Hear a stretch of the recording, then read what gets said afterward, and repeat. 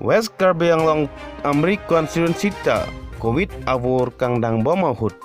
Labang so avur kacipejok awar saya Phanpura Amri arlo kedo rat klemang phu atum parti cipu pepin song amen cipu pepin pen dwai mate sanitizer penangan adim aplo. Labang so ke klemalong rat klemang phu imlang lumpoi rat klemang phu Deniam Song, Borneos Jisu Umpanai Arongasar, Michael Pangcho, Provincing Maslai Krida Bharti, Ame Puatum Penpen, Ning Chichor si Bangsu Asai Deng Ponlo. Parti Alam Pethe Thesi, La Bangsu Pirte Adang, Kacitang Plub Avur, Kacipejok Jia Pan, Sai Deng Ponke, Rat Atum, Apan Kachinghon Ajoine Pusi, Hokdam.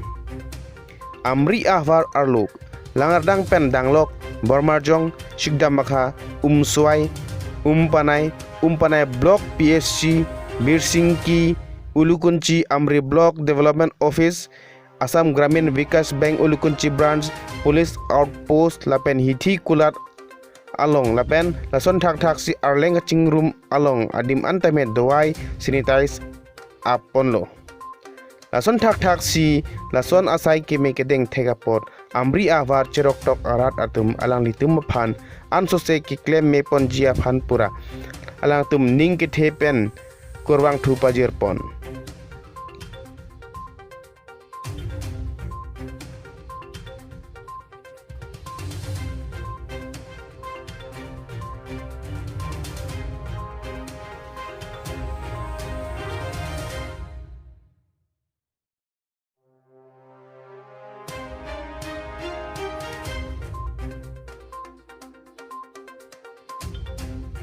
Today, we as a conscious citizen of the Amri youth people have started to sanitize since early morning.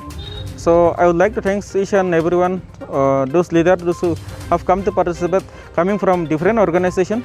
So wherever we go, at least today we are getting at least good response from the public. So it's one of the most appreciation our youth are doing. So I would like to thanks for each and everyone who came to participate today, and I would like to thanks even for our public also for their cooperation. Thank you.